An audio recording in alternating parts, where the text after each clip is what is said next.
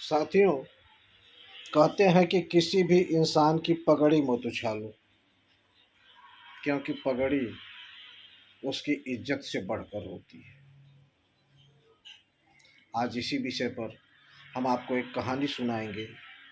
बहुत पुरानी बात है। राजा दशरथ अपनी पत्नी कैकेयी के साथ कहीं घूम रहे थे जंगल में। बड़ा रमणीक स्थान था। वह क्षेत्र था किष्किंधा का महाराज बाली का क्षेत्र। घूमते घूमते शाम हो गई। उन्होंने सोचा कि आज रात हम महाराज बाली का आतिथ्य ग्रहण कर लें, यहीं रुक जाएं, सुबह उठ के चले जाएंगे अयोध्या को।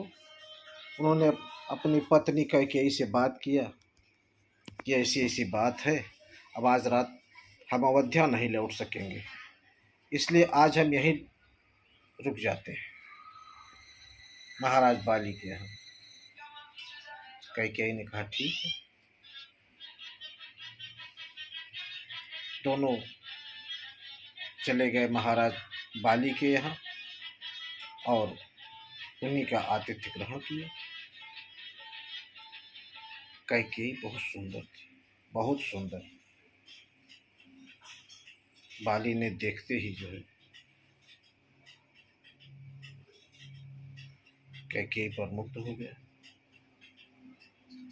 और महाराज दशरथ से कहा कि आप सवेरे चले जाइएगा, बाली को कैकेयी को कुछ दिन यहाँ रहने दीजिए।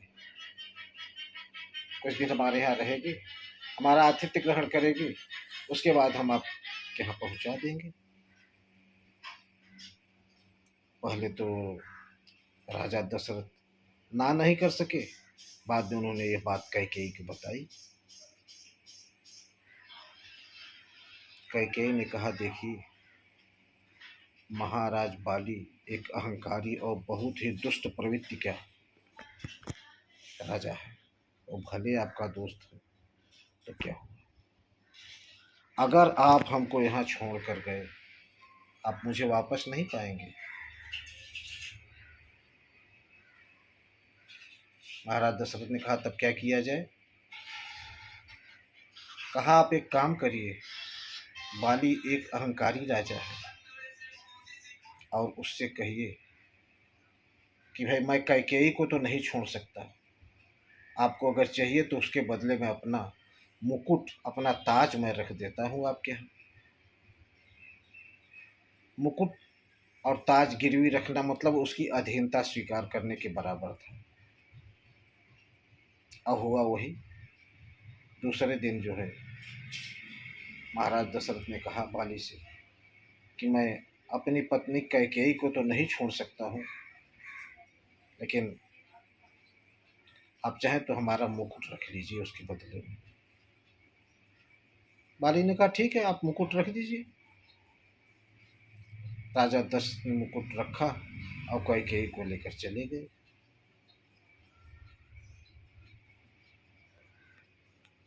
इधर अयोध्या में कुछ दिनों बाद जो है भगवान राम के राज्य तिलक की बात चलने लगी।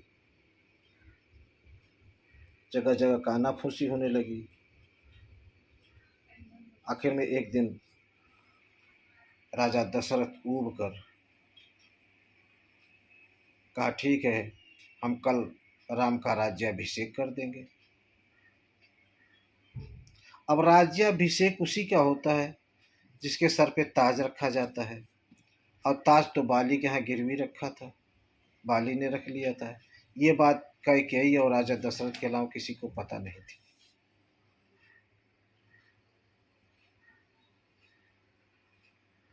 अब क्या हो, इसलिए रानी कैकेयी ने कोप भवन का सहारा लिया और राजा दशरथ से कहा कि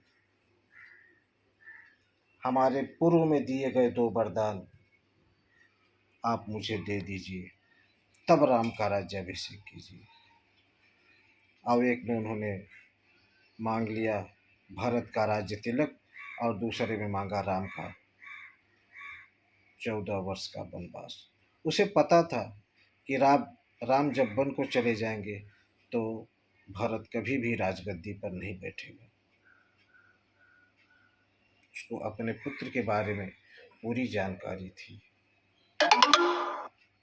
राजा दशरथ ने कहा, ऐसा नहीं हो सकता, यह वरदान पूरा करने में मेरी जान चली जाएगी। बोले, कुछ भी हो, जान तो आपकी तभी चली गई थी। ये तो हमारे 2 अंगुलियों का कमाल है कि आप आज तक जिंदा थे, नहीं तो आप उसी दिन, जिस दिन आपके रथ का पहिया टूट गया था, उसी दिन आप मर गए होते। आखिर हुआ करते क्या, लास्ट में राम को जंगल भेजना ही पड़ा। उसके बाद राम गए और जाके फिर वहाँ सीता हरण हुआ। बाद में बाली के यहाँ पहुँचे और बाली का संहार किया और बाली से अपना मुकुट मांगा। तब बाली ने कहा, मुकुट तो हमारे पास है नहीं, मुकुट तो लंका का राजा रावण लेके चला गया है।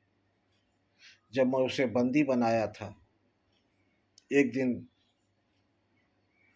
गलती से छूटा और चुपके से और निकल के भागा और जाते जाते आपके पिता का रखा हुआ मुकुट उठा ले गया।